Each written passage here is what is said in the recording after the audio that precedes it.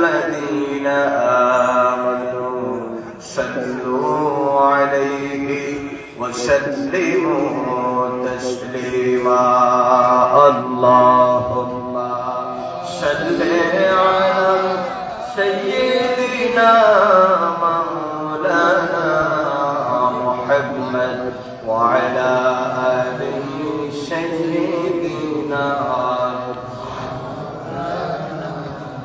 جڑے سورے محبت جو آواز پڑھو اللہم صلی علی ماشاءاللہ جڑے سورے پڑھیں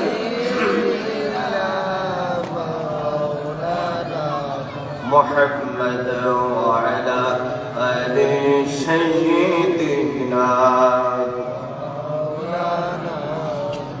اڑے جاؤ رے رتر ہوا چلے جاؤ رے مدینہ اے غلامদের সালাম দিও নবীজির পকড়ো যায় আল্লাহুম্মা সাল্লি আলা মাশাআল্লাহ مولانا محمد وعلى آل سيدنا جر خاطر جگت پیدا তিনি সোনার মদিনা মন কান্দে প্রাণ কান্দে ওয়া নবীর দিওয়ানা আল্লাহুম্মা সাল্লি আলা সাইয়্যিদিনা মাওলানা মুহাম্মদ ওয়া আলা আলি সাইয়্যিদিনা মাওলানা জোরে সোরে মোহাব্বতে একটু জিকির করুন সুবহানাল্লাহ ওয়ালহামদুলিল্লাহ লা ইলাহা ইল্লাল্লাহ সুবহানাল্লাহ ওয়ালহামদুলিল্লাহ লা ইলাহা ইল্লাল্লাহ লা ইলাহা ইল্লাল্লাহ লা ইলাহা حسبي ربي جل الله ما في قلبي غير الله قل حسبي ربي جل الله ما في قلبي غير الله نور محمد صلى الله لا إله إلا الله سبحان الله والحمد لله لا إله إلا الله لا إله إلا الله لا إله إلا চিন্তা করে দেখো রে মন রাতের গভীর নিশীথে বল চিন্তা করে দেখো রে মন রাতের গভীর নিশীথে হায়রে মরণ কালে সঙ্গী হয়ে কে যাবে তোর কবরে সুবহানাল্লাহ walhamdulillah la ilaha illallah la ilaha illallah la ilaha illallah মুহাম্মাদুর রাসূলুল্লাহ সকলে পড়ুন সাল্লাল্লাহু আলাইহি ওয়াসাল্লাম জগন্নাথপুর উপজেলাধীন ঐতিহ্যবাহী শালদিঘা কেন্দ্রীয় জামে মসজিদের উদ্যোগে আয়োজিত আজকের এই 20তম বার্ষিক ইসলামী শক্তি মহাসম্মেলন 2025 সালে সম্মানিত সভাপতি বৃন্দ, আপনাদের এলাকার বিশিষ্ট ব্যক্তিবর্গ, জনাব মোহাম্মদ আলামিয়া সাহেব সাবেক মেম্বার শালদিঘা, জনাব মোহাম্মদ দুদুমিয়া সাহেব শালদিঘা, জনাব ইলাস মিয়া ইলিয়াস সাহেব লন্ডন প্রবাসী শালদিগা ও জনাব মোহাম্মদ ইখলাসুর রহমান সাহেব সম্মানিত মুতাওয়াল্লি ও জামে মসজিদ। আজকের মাহফিলের সম্মানিত বিশেষ মেহমান, সুদূর হবিগঞ্জ থেকে আগত উদীয়মান তরুণ ইসলামী চিন্তাবিদ, মুজাহিদে মিল্লাত আশিকুর রাসূল হযরত মাওলানা মুফতি ফারুক আহমদ লস্কর সাহেব হবিগঞ্জ। আজকের মাহফিলের সম্মানিত প্রধান বক্তা, বিশিষ্ট ইসলামী চিন্তাবিদ, ঐতিহ্যবাহী হাদিয়া দাখিল মাদ্রাসার সম্মানিত সুপার, এই জগন্নাথপুর এলাকার গৌরব হযরত মাওলানা মুফতি আবু সাঈদ সৈয়দ সাহেব। আজকের মাহফিলের অন্যতম অতিথি হযরত মাওলানা হাফিজুর রহমান সাহেব, ইমাম ও খতিব শালদিগা নতুন পাড়া জামে মসজিদ, হযরত মাওলানা আব্দুল মজিদ সাহেব শালদিগা পশ্চিম পাড়া পাঞ্জেগানা মসজিদ। বিশেষ করে আমার ডান পাশে যিনি বসা, আপনাদের অত্র জামে মসজিদের সম্মানিত ইমাম ও খতিব, বিশিষ্ট ইসলামী চিন্তাবিদ, আপনাদের অত্যন্ত সুপ্রিয়ভাজন ব্যক্তিত্ব, আপনাদের কাছের মানুষ হযরত মাওলানা হাফিজ রেজাউল করিম সাহেব, সম্মানিত ইমাম ও খতিব, ঐতিহ্যবাহী শালদিগা কেন্দ্রীয় জামে মসজিদ সহ দিগর উলামায়ে কেরাম, মুরব্বিয়ান, ইসলাম যুবক বন্ধুরা, কচি কাঁচা মাসুম বাচ্চারা, স্কুল কলেজ মাদ্রাসা বিশ্ববিদ্যালয়ে অধ্যয়নরত আমার প্রাণপ্রিয় ছাত্র ভাইরা, পর্দার শিনা আবেদা সালেহা, অত্যন্ত সম্মানিত মা এবং বোনেরা, সর্বস্তরের ইসলাম প্রিয় মুসলিম জনতা, রাহমানি ও রাহিমাকুমুল্লাহ। মহান আল্লাহ পাক জাল্লা শানুহু আম্মা নাওয়ালুহু পাক শাহী দরবারে অত্যন্ত বিনয়বনত চিত্তে শুকরগুজার করে মহব্বত ও আওয়াজে পড়ছি আলহামদুলিল্লাহ। মহান আল্লাহ পাক আজকের সুন্দর বেহেশতের বাগানে এই গভীর রাতে আমাদেরকে আশার এবং বসার, কিছু কথা বলার এবং শোনার তৌফিকটুকু দান করেছেন। এই জন্য আপনারা বেজান না খুশি? অল্প নাকি বেশি? তাহলে সে কায়দায় পড়েন আলহামদুলিল্লাহ।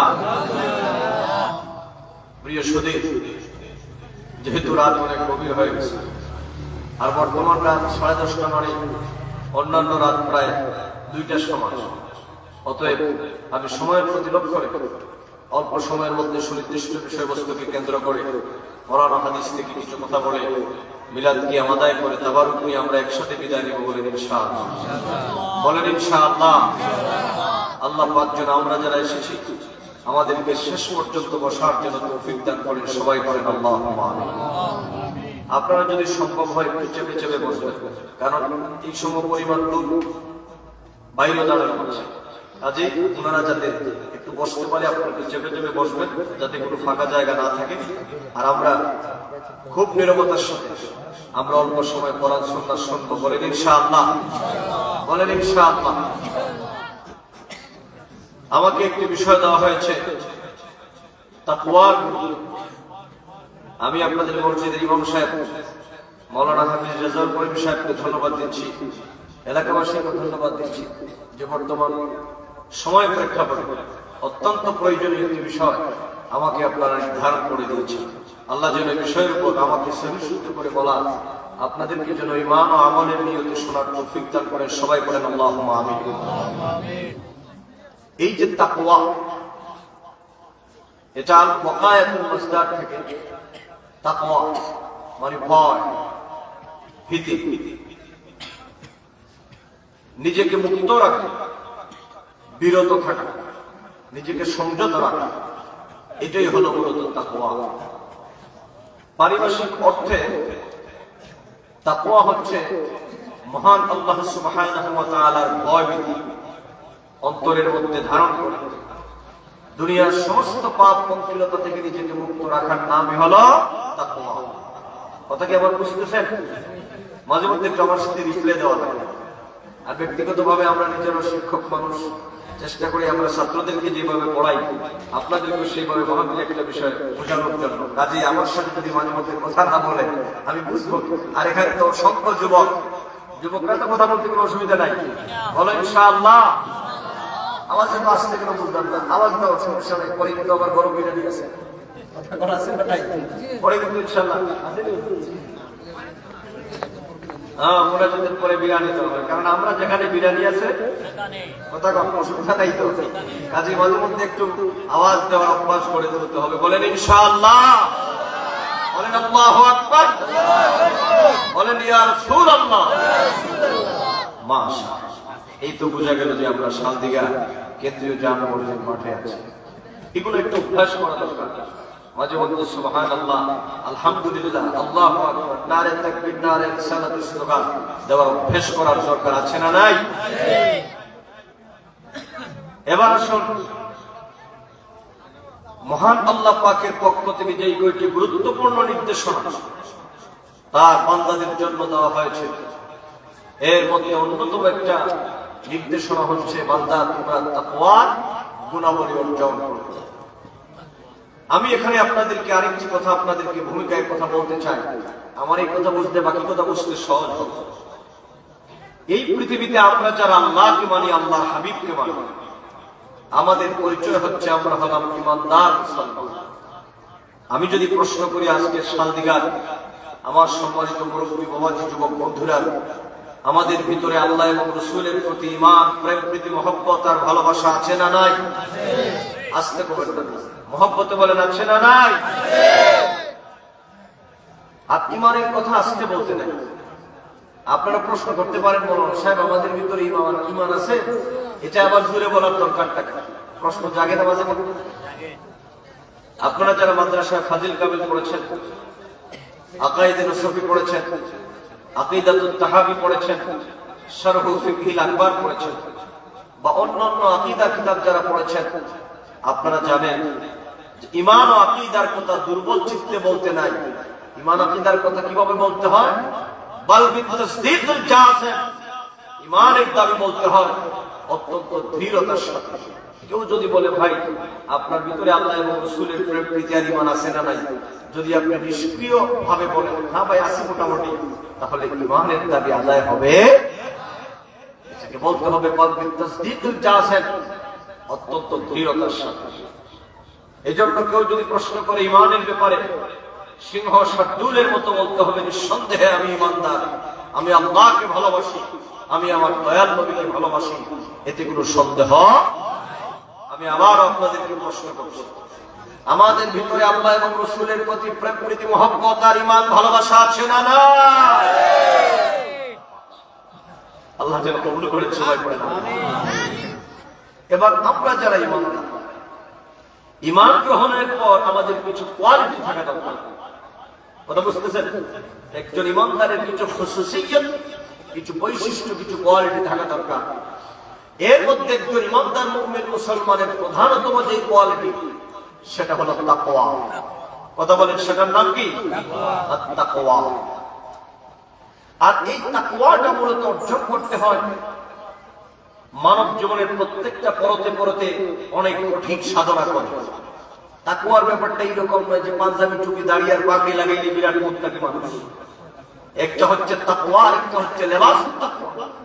পাঞ্জাবি টুপি গায়ে দিলে কি মানুষ হওয়া যায়? কতক্ষণ হওয়া যায়? বিরাট বড় ভালো মানুষ হওয়া যায়? এটা কি লেবাসুত তাকওয়া, মানে কি তাকওয়া অর্জনকারী যারা, তারা পাঞ্জাবি পরে, তাকওয়াবান যারা তারা দাড়ি রাখে, তাকওয়াবান যারা তারা টুপি পরে, তাকওয়াবান যারা তারা কি পৃথিবীর মধ্যে পাগড়ি পরে। কিন্তু পাগড়ি টুপি লাগাইলেই একজন ভালো মানুষ বলা সম্ভব। এজন্য বুঝতে হবে তাকওয়া বিষয়। এবার আসুন, এই তাকওয়া হচ্ছে আমার আল্লাহ ভয় ভীতি অন্তরে নিয়ে পৃথিবীর যাবতীয় পাপ কর্ম থেকে নিজেকে মুক্ত রাখা। আচ্ছা বলুন তো, বিষয়টা কি খুব সহজ না কঠিন? এই যুবক আমারটাও সহজ না কঠিন?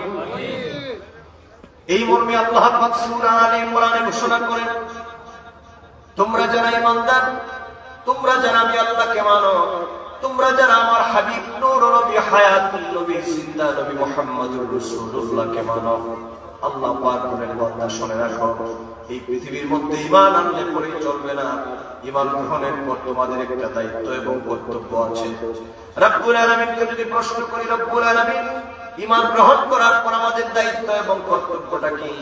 আল্লাহ পাক মহাগ্রন্থ আল কোরআন করিমের ভিন্ন ভিন্ন জায়গায় বলেন, বান্দারে ঈমান গ্রহণ করার পর তোমাদের সবচেয়ে প্রথম এবং প্রয়োজনীয় কাজ হলো আমি আল্লাহ পাকের ভয় ভীতি অন্তরে ধারণ করা। এই কজনে বললেন সুবহানাল্লাহ? আপনাদের সুবহানাল্লাহ শুনে মনে হচ্ছে রমজান মাস শুরু হয়ে গেছে। আরে বাবা একটু আওয়াজ দিয়ে বলেন না সুবহানাল্লাহ। যেহেতু শালদিঘাতে নতুন, তো আশেপাশে মোটামুটি নতুন না, এই জন্য আপনাদেরকে সুবহানাল্লাহ ফজিলত সম্পর্ক একটা কথা বলতে হবে, যাতে আমি আর বলতে না হয় বলেন সুবহানাল্লাহ। যেহেতু সবাই বলতো, আমি যদি বলি আপনারা বলেন সুবহানাল্লাহ, সময়টা কমে যাবে। এই জন্য ফজিলতের একটা কথা বলতে। এই যে আমরা মাহফিলে বসলে আলেম ওলামারা বলেন যে বলেন একটু সুবহানাল্লাহ। আমার দেশের কিছু জনগণ মনে করে যে আমি সুবহানাল্লাহ বলতে মনে হুজুরের লাভ হবে। কথা কথা বিষয়টা কি এরকম যে জনগণ সুবহানাল্লাহ বললে হুজুরের ফায়দা হবে? বিষয়টা এরকম। আপনাদেরকে ছোট্ট একটা হাদিস সহিহ বুখারীর সর্বশেষ হাদিস, বুখারী শরীফকে যে হাদিসের মাধ্যমে ইমাম বুখারী শেষ করেছেন, সমাপ্ত করেছেন, ক্লোজ করেছেন। আল্লাহর হাবিব বলেন, ওগো আমার সাহাবীরা, কালিমাতানে হাবিবাতানে ইলার রহমান, দুইটা শব্দ আমার মহান আল্লাহ পাক, আমার মহান রব, আমার মহান মালিক বড় পছন্দ করেন। দুইটা শব্দ আল্লাহর কাছে বড় প্রিয়। খাফিফাতানে আলাল লিসান, ওই দুইটা শব্দ উচ্চারণ করতে আমার উম্মতের কোনো কষ্ট হয় না। এরপরে সাকিলাতানে ফিল মিজান, ও আমার সাহাবায়ে কেরাম, এই দুইটা শব্দ বয়াল হাসরের ময়দানে মিজানের পাল্লার মধ্যে যখন দেওয়া হবে, আমার উম্মতের নেকি বলে যখন ওজন করা হবে, সাহাবায়ে কেরাম ওই দুইটা শব্দ মিজানের পাল্লায় আমার উম্মতের পক্ষে নেকির পাল্লায় সবচেয়ে বেশি ভারী হবে। সাহাবায়ে কেরাম প্রশ্ন করলেন, আপনি ইয়া রাসূলুল্লাহ, ইয়া হাবিবাল্লাহ, নবী গো, তাহলে এই দুইটা শব্দের খবর আমাদেরকে আপনি জানায় দেন।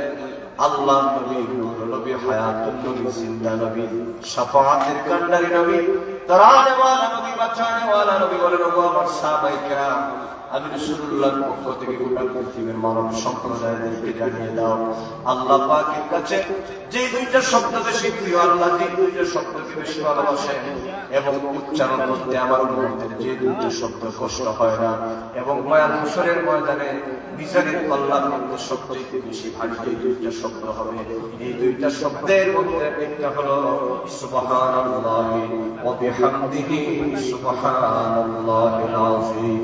ওই দুইটা শব্দের একটা শব্দ হলো সুবহানাল্লাহ। তাহলে জবাব হাসরের ময়দানে মিজানের পাল্লাটা আমাদের পক্ষে ভারী হোক, আমরা চাই কিনা? এই যুবক কলিজার থেকে আওয়াজ দাও, আমরা চাই কিনা? সুবহানাল্লাহ, আলহামদুলিল্লাহ আওয়াজ কি আসতে হবে না জোরে হবে? আল্লাহু আকবার, বলেন ইয়া রাসূলুল্লাহ। মাশাআল্লাহ, এটা আওয়াজ তো আছে, তোরে কে একটু বসে হয়ে যায়। দীর্ঘক্ষণ ধরে বসে আছি তো, বক্তৃতা শুনতে শুনতে মোটামুটি আমরা ক্লান্ত হয়ে গেছি। ইনশাআল্লাহ আমরা আরো কিছুক্ষণ শুনবো, বলেন ইনশাআল্লাহ। বলছিলাম তাকওয়া।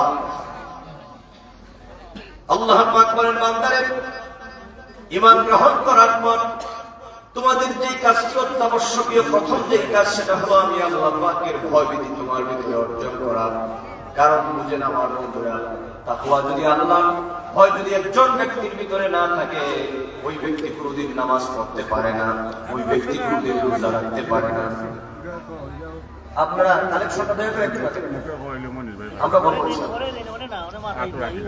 সবাই রাখেন, একটু জিকির করেন, লা ইলাহা ইল্লাল্লাহ, লা ইলাহা ইল্লাল্লাহ, লা ইলাহা ইল্লাল্লাহ, লা ইলাহা ইল্লাল্লাহ, মুহাম্মাদুর রাসূলুল্লাহ।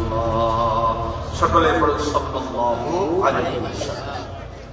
এই যে তাকওয়া মানে খোদাভীতি, আল্লাহ পাকের ভয় যদি একজন ব্যক্তির ভিতরে নাই থাকে, তাহলে ওই ব্যক্তির দ্বারা এই পৃথিবীতে, এই সমাজে ভালো কাজ আশা করা যায় না।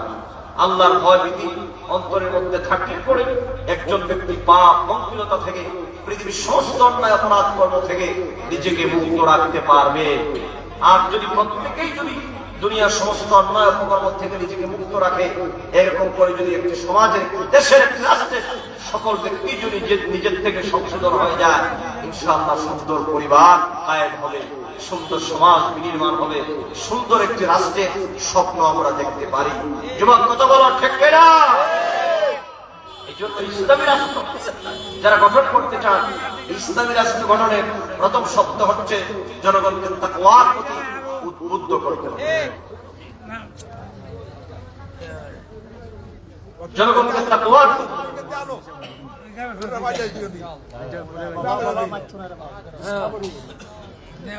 জনগণকে তাকওয়ার উদ্বুদ্ধ করতে হবে। আমাদের তাকওয়া যদি থাকে তাহলে একজন ব্যক্তি কোনদিন অন্যায় অপকর্ম করতে পারে। এই যে পৃথিবীতে আমরা মুসলিম বাজার, আমার মুরব্বী বাবাদের জন্য গুরুত্বপূর্ণ কথা, আমার যুবকদের জন্য গুরুত্বপূর্ণ কথা, পর্দার শীর্ষ শ্রদ্ধা মা বোন যারা আছেন আপনারা, আপনাদের জন্য অত্যন্ত গুরুত্বপূর্ণ কথা খেয়াল রাখবেন। এই মর্মে আল্লাহ পাক বলেন, বান্দা শুনে রাখুন। আমি এখানে আরেকটি কথা আপনাদেরকে বলতে চাই। এই পৃথিবীতে আমরা ইমানদার, আবার আমরা মুসলিম, এই জন্য আমরা হলাম ইমানদার মুসলমান। এবার আসেন, আমরা যারা ইমানদার, আমরা যারা মুসলমান, আমাদেরকে আল্লাহ পাক দেখে কি বলছেন? যেমন মহাগ্রন্থ আল কোরআনুল কারীমের প্রথম দিকে সূরা আলে ইমরানের মধ্যে আল্লাহ পাক বলছেন, বান্দা শুনে রাখো, ইয়া আইয়ুহাল্লাযীনা আমানু তাকুল্লাহা হাক্কা তুকাতিহি ওয়া লা তামুতুন্না ইল্লা ওয়া আনতুম মুসলিমুন। জোরে বলুন আল্লাহু আকবার। আল্লাহ পাক বলেন, ইয়া আইয়ুহাল্লাযীনা আমানু, ও পৃথিবীর ইমানদার বিশ্বাসী বান্দাগণ, মানে তোমাদের ভিতরে যাদের ভিতরে আমি আল্লাহর প্রতি ঈমান আছে, ওই ইমানদার বিশ্বাসী বান্দারা, তোমরা যারা আমার নবী মুহাম্মদ সাল্লাল্লাহু আলাইহি ওয়াসাল্লামকে ভালোবাসো, তোমরা হলো ইমানদার। আল্লাহ পাক বলেন, ইয়া আইয়ুহাল্লাযীনা আমানু, নিশ্চয় আমার বিশ্বাসী বান্দা যারা, আল্লাহ পাক এই যে কালামে পাকের মধ্যে ইয়া আইয়ুহাল্লাযীনা আমানু বহু জায়গার মধ্যে আল্লাহ পাক ঘোষণা করেছেন। আমার যুবকেরা, মুরব্বী বাবাজিরা, মনে রাখবেন, এখানে একটা সূক্ষ্ম কথা বলে দেই। ইমাম শাফিঈ রাহমাতুল্লাহি আলাইহি বর্ণনা করেছেন, এই পৃথিবীতে কোন বাবা যদি তার সন্তানদেরকে ডাক দেন, ছেলের নাম ধরে যদি ডাক দেয়, তাহলে একটা পর্যায়ে আর যদি বলে, আমার কলিজার টুকরা ধর, তুমি এদিকে আসো, আপনারা বলুন, এই ডাকের মধ্যে একটা মহব্বত আর মায়া আছে না নাই? আস্তে করে আওয়াজ দিয়ে বলে রাখছেন, আল্লাহ পাক তার বান্দাকে কত ভালোবাসেন। কোরআনুল কারীমের বহু জায়গার মধ্যে আল্লাহ পাক তিনি ইয়া আইয়ুহান নাস বলে তিনি সম্বোধন করেছেন, মানে পৃথিবীর সকল মানুষদেরকে আল্লাহ পাক সাধারণভাবে জেনারেলি আল্লাহ পাক ইয়া আইয়ুহান নাস বলে সম্বোধন করেছেন। কিন্তু আল্লাহ পাক যাদেরকে ভালোবাসেন, যারা পৃথিবীর মধ্যে ইমানদার, যারা পৃথিবীতে আল্লাহর নেকাবাজত, যারা পৃথিবীতে আল্লাহ পাকের ফরমাবর্তার, তাদের জন্য আল্লাহ পাক ইয়া আইয়ুহান নাস বলেন নাই। আল্লাহ বড় দয়া করে, বড় মায়া করে, আল্লাহ বড় মহব্বত করে ডাক দিয়েছেন, ইয়া আইয়ুহাল্লাযীনা আমানু। তার মানে হচ্ছে, হে আমার বিশ্বাসী, আমার ইমানদার বান্দা। সুবহানাল্লাহ বলেন। এই যে আল্লাহ পাক বলেছেন, ইয়া আইয়ুহাল্লাযীনা আমানু, হে আমার ইমানদার বান্দা, তোমাদের জন্য আমি আল্লাহ পাক বললাম, আমানু তাকুল্লাহ, ইত্তাকুল্লাহ, তোমরা আমি আল্লাহ পাকের ভয়ের নীতি তোমরা অবলম্বন করে চলো। ও শান্তিগার জনগণ, ভালো করে আল্লাহর কোরআন বোঝার চেষ্টা করেন। আল্লাহ পাক প্রথম বলেছেন, ইয়া আইয়ুহাল্লাযীনা আমানু, হে আমার ইমানদার বান্দারা। এরপরে আল্লাহ পাক সঙ্গে সঙ্গে বলেছেন, ইত্তাকুল্লাহ, তোমরা এবার আমি আল্লাহর উপর ঈমান এনেছো, আমার হাবিব নূর নবীর উপর তোমরা ঈমান গ্রহণ করেছো, তোমরা তো সফল কাম বিজয়ী, তোমরা তো বড় সৌভাগ্যবান। এবার তোমাদের মাকাম, তোমাদের মর্যাদা ইমাম কুরতুবী বর্ণনা করেছেন। এখানের মধ্যে আল্লাহ পাক তার বান্দার পজিশন, মাকাম বৃদ্ধির জন্য আল্লাহ পাক তিনি বলেন, বান্দারে এবার ঈমান এনেছো, তোমরা তো সফলতা অর্জন করেছো, এবার তোমার মাকাম বৃদ্ধি হয়, জান্নাতে যেন তোমার মাকাম বৃদ্ধি হয়, দুনিয়াতে যেন তোমার মাকাম বৃদ্ধি হয়, দুনিয়া এবং আখিরাতে তোমাকে আমি আল্লাহ পাক ফেরেশতাদের চাইতে বেশি মর্যাদা আমি আল্লাহ পাক দান করে দিয়েছি। সেটা কিসের ভিত্তিতে জানো নি? সেটা হলো আমার ভয়ের ভিত্তিতে। অতএব আল্লাহ পাক বলেন, ঈমান তোমাদের আনা হয়ে গেছে, এবার ঈমানের পর তোমাদের দায়িত্ব হলো ইত্তাকুল্লাহ, তোমরা জীবনের সর্বক্ষেত্রে আমি আল্লাহ পাকের ভয়ের নীতি অবলম্বন করে চলবা। আল্লাহু আকবার, আল্লাহু আকবার। ইয়া আইয়ুহাল্লাযীনা আমানু ইত্তাকুল্লাহ, হে আমার বিশ্বাসী বান্দারা, তোমাদের প্রথম দায়িত্ব হচ্ছে তোমরা আমি আল্লাহকে ভয় করো। আর ভয়টা কিভাবে হবে? হাক্কা তুকাতিহি, প্রকৃত ভয় যেভাবে করার, সঠিক ভয় যেভাবে করার, পূর্ণাঙ্গ ভয় যেভাবে করার, ঠিক সেইভাবেই তোমরা আমি আল্লাহকে ভয় করো। শুধু আল্লাহকে মানি, আল্লাহকে ভয় করি এ কথা বললেই চলবে না। আচ্ছা বলুন তো, আমি যদি এখানে একটা প্রশ্ন করি, আমার দেশে বহু লোকের ভিতরে আল্লাহর ভয় আছে না নাই? যে লোক চুরি করতে যায় যদি জিজ্ঞেস করেন মিয়া তোমার ভিতরে আল্লাহর ভয় আছে, হুজুর আছে মানে ওই চুরি করতে যাওয়ার আগেও আল্লাহর কাছে বইলে যায় আল্লাহ আমার বাঁচাই গরু দুলাই থেকে রক্ষা করবে। কথা কন ঠিক কিনা? এখনকার দিনে তো আর চুরি ডাকাতি হয় না, আগেকার দিনে আমাদের এই অঞ্চলগুলোতে এই বর্ষার মৌসুমে ডাকাতি হবে। কথা কন ঠিক কিনা? ডাকাতি তো এইরকম এক ডাকাতির সাথে আমাদের খুব পরিচয় ছিল। ওই লোক ডাকাতি করলো, আমাদের সাথে ভালো সব আছে না, যে লোক মানুষের জন্য খারাপ কিন্তু আপনার জন্য ভালো। তো এইরকম একটা ডাকাত, আমি সে ফর এক্সাম্পল বোঝার জন্য বলছি, মাঝে মধ্যে আমরা তখন মাদ্রাসায় পড়তাম, বেটা বড় নাম করে ডাকাত, তো রাস্তাঘাটে যাওয়া আসা এক পথে পাইলে বলতো হুজুর আপনারা তো মাদ্রাসায় পড়েন, মাঝে মধ্যে দোয়া করেন, আমরা তো মাঝে মধ্যে রাতে ডিউটি করি, আল্লাহ যেতে বাসা। মানে হচ্ছে ওই লোকটা ডাকাতি করতে যায়, কিন্তু তার ভিতরে কি আছে, আবার এটাও ভয় করেছে জনগণ ধরলে পরে বাইক দিবে, কিন্তু এখানে আল্লাহ ছাড়া বাঁচানোর কোনো উপায়। এবার তাকওয়াটা আপনাকে কি শেখায়? তাকওয়াটা এই ভয়টা শেখায় না, তাকওয়া শেখায় যে আপনার দ্বারা যেন ওই অপরাধ কর্মটাই, যে অপরাধ করলে পরে তার নতিজাটা খারাপ হয়, সেই অপরাধটাই যেন আপনি না করেন, এই ভয়টাই মূলত তাকওয়া শেখায়। সুবহানাল্লাহ। মানে অন্যায় কাজ করলে পরে আল্লাহ পাকের নারাজি আসবে। চুরি, ডাকাতি, জেনা, ব্যভিচার, শয়তানি, বদমাশি, সুদ, ঘুষ, অন্যের নামে কুৎসারতা, এইগুলা করলে পরে আমার মালিক বেজার হয়ে যাবে। এই জন্য আমি একজন ইমানদার রকমের মুসলমান, আমি এই কাজটা করতে পারি। কথা বলেন পারি? এই যে একটা ভয়, এই যে ক্ষোভ, এটা হচ্ছে তাকওয়া। এটা কি তাকওয়া? এই মর্মে আল্লাহ পাক বলেন, ইয়া আইয়ুহাল্লাযীনা আমানুত্তাকুল্লাহা হাক্কা তুকাতিহি, ও পৃথিবীর মানব সম্প্রদায়, তোমরা শুধু আমি আল্লাহকে ভয় করলেই চলবে না, ভয় করি এই কথা বললেই চলবে না। হাক্কা তুকাতিহি, যেই রকম করে ভয় করলে পরে দুনিয়ার কোন অন্যায়, কোন ফাহিশা কাজের দ্বারে কাছে তোমরা যাবা না, এইরকম করে তোমরা আমি আল্লাহকে ভয় করবা।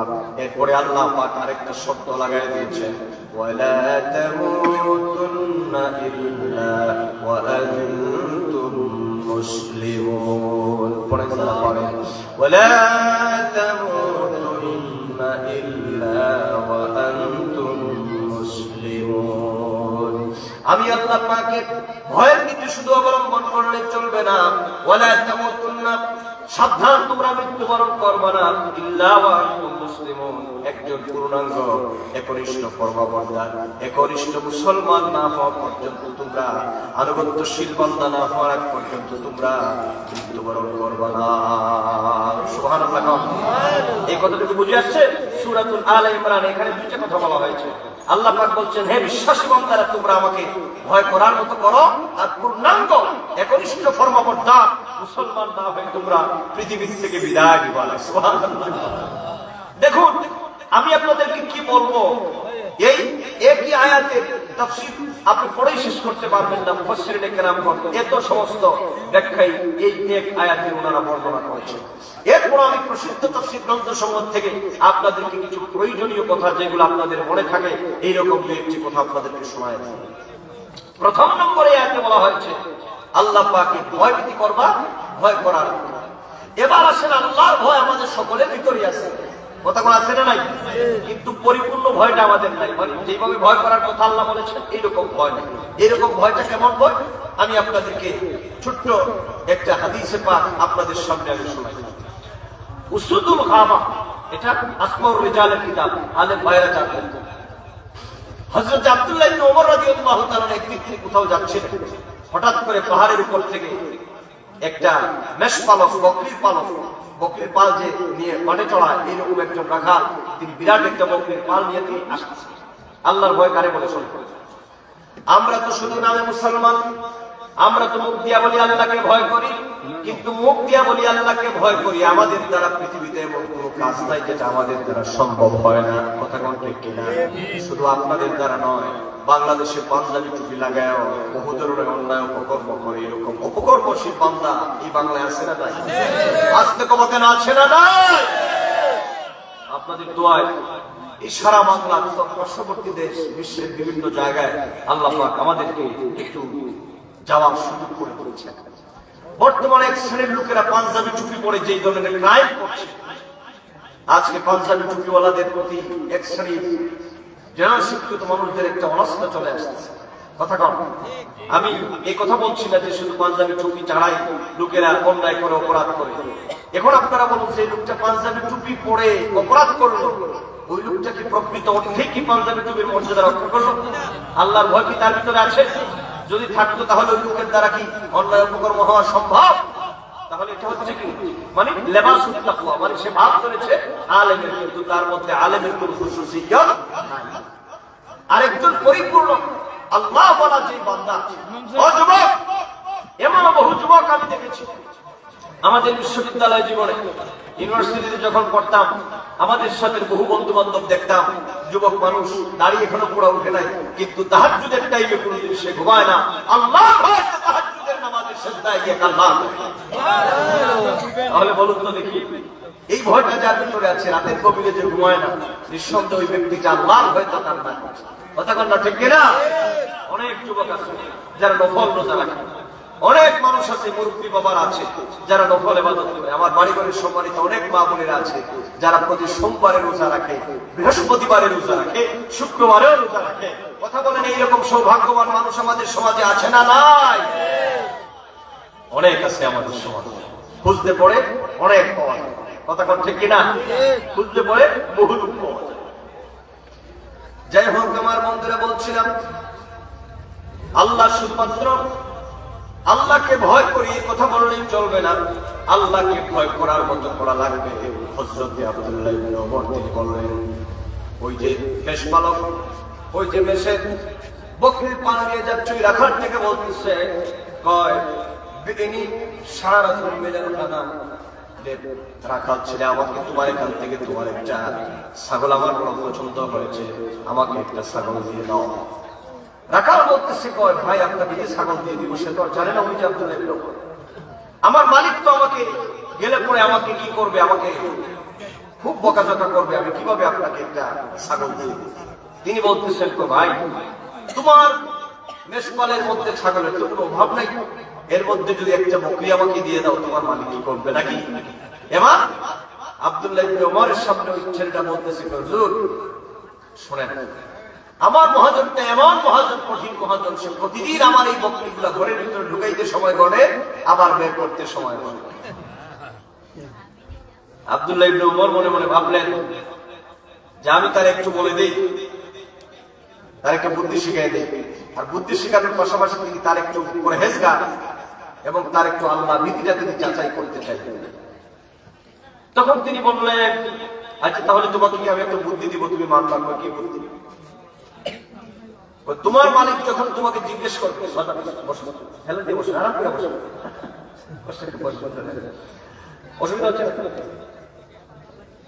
যখন বলা হচ্ছে যে আমার মালিক তো আমাকে বকাঝকা করবে, কিভাবে আমি সেটা ঘরের ভিতরে ঢুকাবো? তখন আব্দুল্লাহ ইবনে ওমর চাইলেন যে তার একটু পরীক্ষা করে দেখি লোকটা কিরকম। তখন তিনি বললেন যে তোমাকে যখন বলবে যে বকরি একটা কোথায়, তুমি বলবা আকাদুহা সিবুন, এটাকে একটা বাঘ খেয়ে ফেলছে, মানে বাঘে খেয়ে ফেলছে। আব্দুল্লাহ ইবনে ওমর মনে মনে ভাবতেছে, কয় দেখি তার একটু পরীক্ষা করিয়া যে লোকটা কি বলে, মানে তিনি একটু তারে আল্লাহর ভয় এবং আমানতদারিতার পরীক্ষা করতে চাইতেন। এবার রাখাল ছেলে যে জবাব দিল, আব্দুল্লাহ ইবনে ওমর বলেন, আমি বিস্ময়ে হতবাক হয়ে গেলাম। রাখাল ছেলের জবাব শুনে আমার চিন্তার চেতনার দৃশ্যপট পাল্টে গেল। যখন আমি রাখাল ছেলেকে বললাম, ওই রাখাল তুমি একটা মাত্র এত শত শত বকরির পাল থেকে একটা বকরি চলে গেলে তোমার মালিক জানবে না। এই কথা বলার পরে রাখাল বলে, তুমি কে আগন্তুক, আমি তোমাকে চিনি না, তোমার পরিচয় আমি জানি না, তুমি কোন ধর্মের অনুসারী সেটাও আমি জানি না, কিন্তু তুমি শুনে রাখো, তুমি আমাকে বুদ্ধি দিচ্ছ আমার মালিককে বলবো বাঘে খায়া ফেলেছে আমার বকরিটা। কিন্তু রে ভাই শুনে রাখো, আমি আমার মালিককে ঠকাতে পারবো, মালিককে আমি অন্য কথা বলে পৌঁছ দিতে পারবো, কিন্তু তুমি বলো যে সময় আমি আমার মালিকের কাছে মিথ্যা বলবো, তুমি আমাকে বলে দাও ওই সময় আমার মালিক কোথায় থাকবে? তার মানে অবশ্যই আমার মালিক সেই কথা শুনবেন। অতএব আমি আমার দুনিয়ার মালিককে ঠকাতে পারবো? মালিকের মালিক যিনি, মালিকুল আমলাক যিনি, রাজাদিরাজ যিনি, সেই মহান আল্লাহ পাক, সেই রব্বে করিমকে তো আমি ফাঁকি দিতে পারবো না। আল্লাহু আকবার বলেন। এটাই হচ্ছে তাকওয়া, এটাই হচ্ছে আল্লাহ পাকের ভয়। দুনিয়ার যে কোনো কাজ করতে পারবেন আপনি। বাংলাদেশে বহু অফিসার সাহেব আছে, অফিসার আছে, আবার আমরা যারা একসাথে পড়াশোনা করেছি আমাদের মধ্য থেকে বহু অফিসার আছে বাংলাদেশের গুরুত্বপূর্ণ পদ হোল্ড করছে। মাঝে মধ্যে দেখা সাক্ষাৎ হলে বলে বন্ধু চিন্তা করবেন না, আমরা যথেষ্ট ভালো আছি, আমরা খারাপ অন্যায় করার চেষ্টা করি না, আমরা খারাপ কাজ করার চিন্তাও করি না। মাঝে মধ্যে বলি আপনি করোনা কিন্তু সুযোগ পাইলে তো ছাড়াও। আগেকার দিনে ঘুষ খাইতো সরাসরি, এখন একজন পিএস রাখে। আমাদের স্যারকে কিছু হাজিয়া তোফা দেওয়া লাগে, আগে ছিল ঘুষ, এখন একটা নাকি হাজিয়া।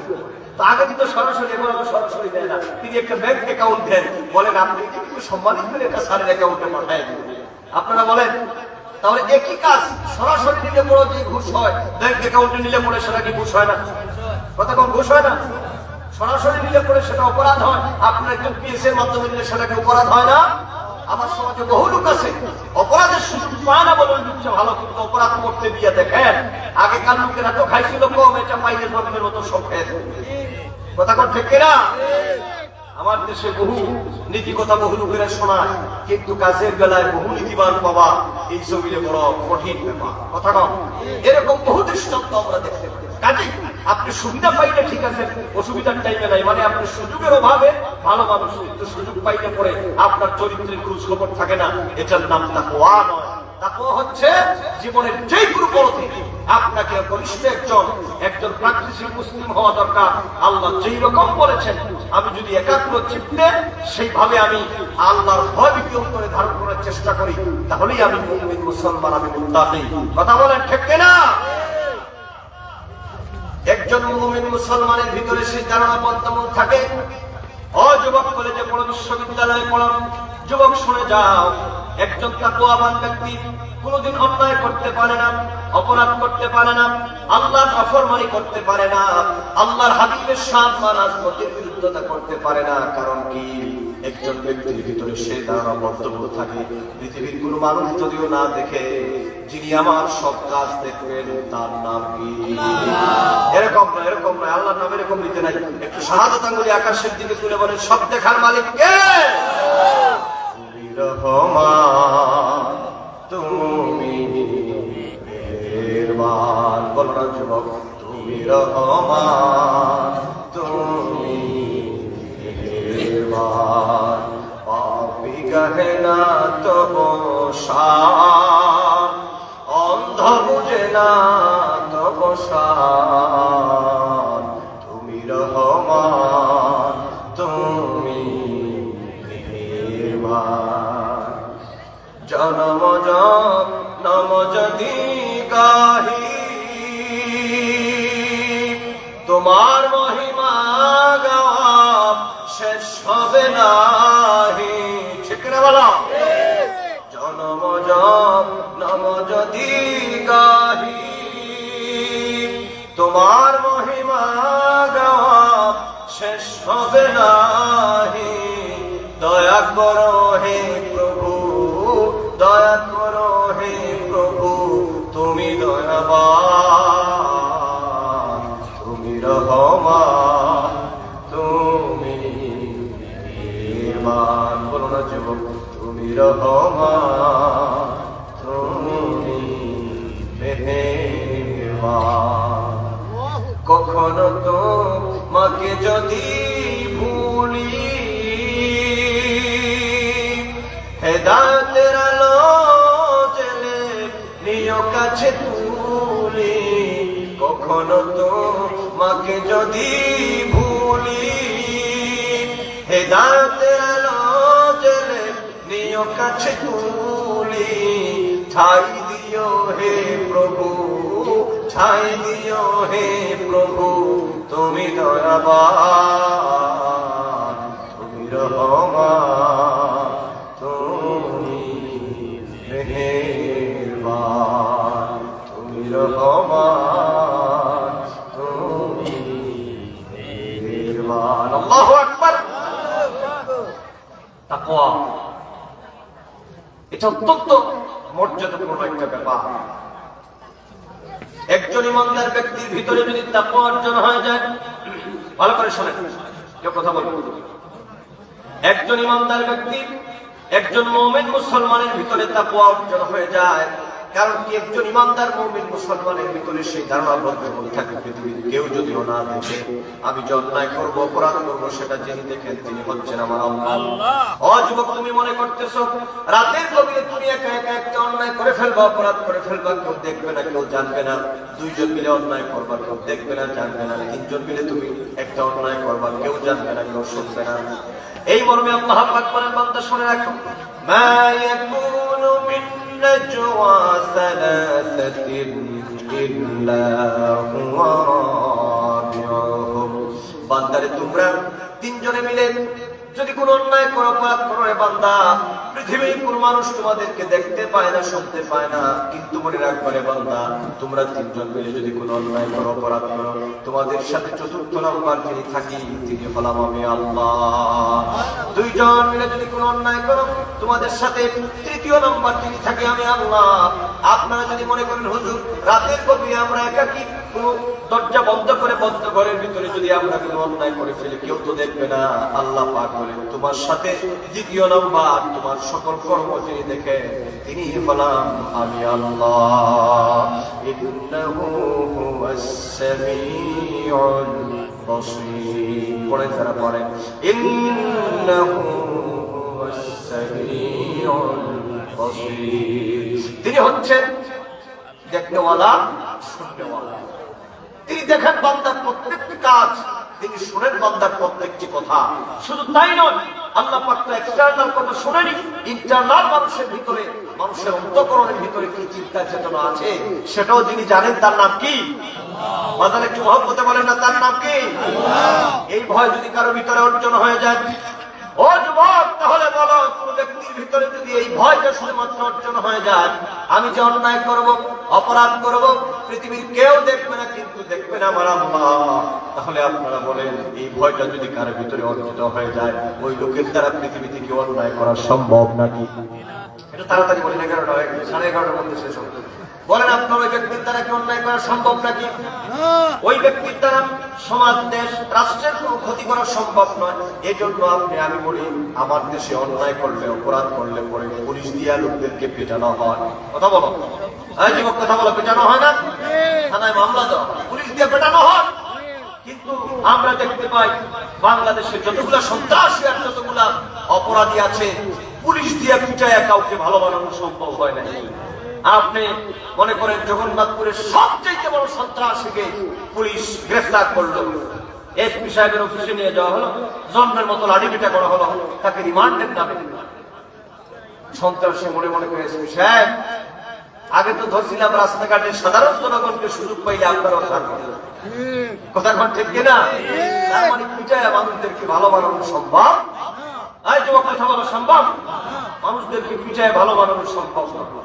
এই পৃথিবীতে একজন ব্যক্তিকে 100% ভালো মানুষ হিসেবে গড়ে তুলতে পারে একমাত্র আমার মহান মালিকের ভয়, যার নাম হচ্ছে তাকওয়া। কথা বলে, তার নাম কি? তাকওয়া। যে আল্লাহর ভয় যদি তার ভিতরে অর্জিত হয়ে যায়, পৃথিবীতে যত অন্যায় কর্ম আছে, অপরাধ প্রবণ কর্ম আছে, ওইগুলা সে করতে পারে না। কারণ তার ভিতরে একটা টেন্ডেন্সি, একটা ধারণা জন্ম হয়ে যায় যে আমি তো যা কিছু করি আমার আল্লাহ দেখেন, এবং আমার প্রত্যেকটা কাজের জবাবদিহিতা আমি পরকালে আল্লাহ দরবারে করতে হবে। কথা বল, এই জন্য জবাবদিহিতামূলক জীবন যদি কারো অর্জন গঠন হয়ে যায়, আর জবাবদিহিতামূলক জীবন গঠন করার ধারণা যদি তার অর্জন হয়ে যায়, ওই ব্যক্তিকে আপনি বলো কোনদিন অপরাধ করাইতে পারবে। এই জন্য আল্লাহর মাহবুব বান্দা যারা, আল্লাহর ওলি যারা হয়ে যায়, তারা দেখবেন লোকালয় থেকে দূরে সরে যায়। লোকালয় থেকে কি সরে যায়? ইমাম ফখরুদ্দিন রাজি বর্ণনা করেছেন, আল্লাহর একজন মহানবীকে একবার তিনি পেলেন, গভীর জঙ্গলের মধ্যে তিনি বসে বসে ধ্যান করতেছেন, সাথে কোনো মানুষ নাই, কোনো খাবার নাই, জনমানবহীন একটা প্রান্তরের মধ্যে তিনি বসে জিকির করছেন, লা ইলাহা ইল্লাল্লাহ, লা ইলাহা ইল্লাল্লাহ। কালেকশন এখনই করে দেব, লা ইলাহা ইল্লাল্লাহ, লা ইলাহা ইল্লাল্লাহ, লা ইলাহা ইল্লাল্লাহ, লা ইলাহা ইল্লাল্লাহ, মুহাম্মাদুর রাসূলুল্লাহ সাল্লাল্লাহু আলাইহি ওয়াসাল্লাম। বসে বসে জিকির করতেছে এবং তাসবিহ করতেছে। ইমাম রাজি পিছন দিক দিয়ে কৌতূহল বসে জিজ্ঞেস করলেন, ভাই তোমার কি বিবি বাচ্চা নাই, পরিবার পরিজন নাই, বিদ্যালয় থেকে এত দূরে আসছো কেন? ওই লোকটা বলতেছে, হুজুর আপনাকে তো আমি চিনি না, কিন্তু আপনার দাড়ি, জুব্বা জামা, আপনার যে লেবাসটা আছে দেখলে পরে মনে হয় নিশ্চয়ই আপনি একজন ভালো মানুষ। আপনারা কথা বলেন, আপনি যদিও আলেম না হন, মনে করেন আপনি আলেম না, কিন্তু আপনি দাড়িটা আপনার আছে, টুপিটা আপনার আছে, আপনার গায়ের মধ্যে একটা পাঞ্জাবি আছে, আপনি জীবনও মাদ্রাসায় পড়াশোনায় যান নাই, কিন্তু দুইটা ছেলে বসে রাস্তায় সিগারেট খাচ্ছে, হঠাৎ করে দেখলে বলবেন মুরব্বী সাহেব আসতেছে, সিগারেটটা ঢুকাও। কথা আছে না নাই? এখনকার দিনে তো এই আদব কমে যাচ্ছে, আদব কমে যাচ্ছে।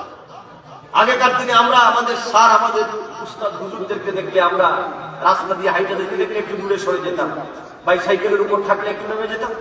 কথা ঠিক না? আর বিড়ি সিগারেট যারা খাইতো শুনতে পারতো যে শিক্ষক জানতে পারছে বিড়ি সিগারেট খাইছে, বয়স হলে এক সপ্তাহ সে মাদ্রাসায় আসে। আর এখনকার দিনে দেখা যায় কিছু পোলাপান আছে রাস্তায় জন্মের মতো একেবারে, কথা বলা আছে না নাই? অশান্তিকার জনগণ, এরকম অভ্যাস যদি থাকে কারো, এটা পরিত্যাগ করার দরকার আছে না নাই?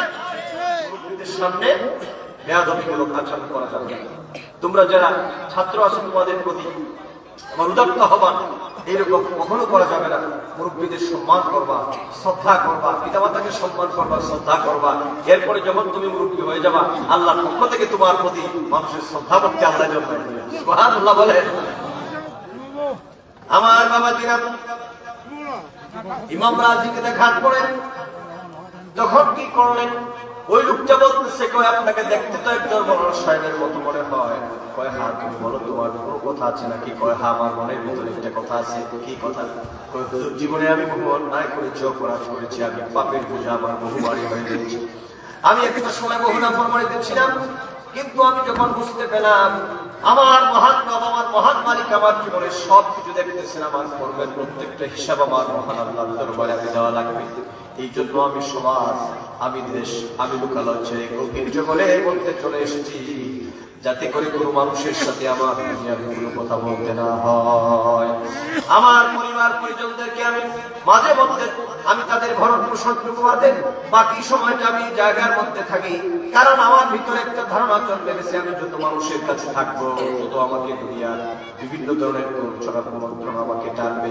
সুতরাং হুজুর, আমি জানি না আমি আমার মন এবং আমার দিলটা সায় দিয়েছে, আমি আমার জীবনে এত পরিমাণ অন্যায় করেছি, অপরাধ করেছি, বাকি জীবনটা যদি আমি নির্জনভাবে আল্লাহ পাকের গোলামি না করি, তাহলে হাসরের ময়দানে আল্লাহর দরবারে জবাব দিতে পারবো না।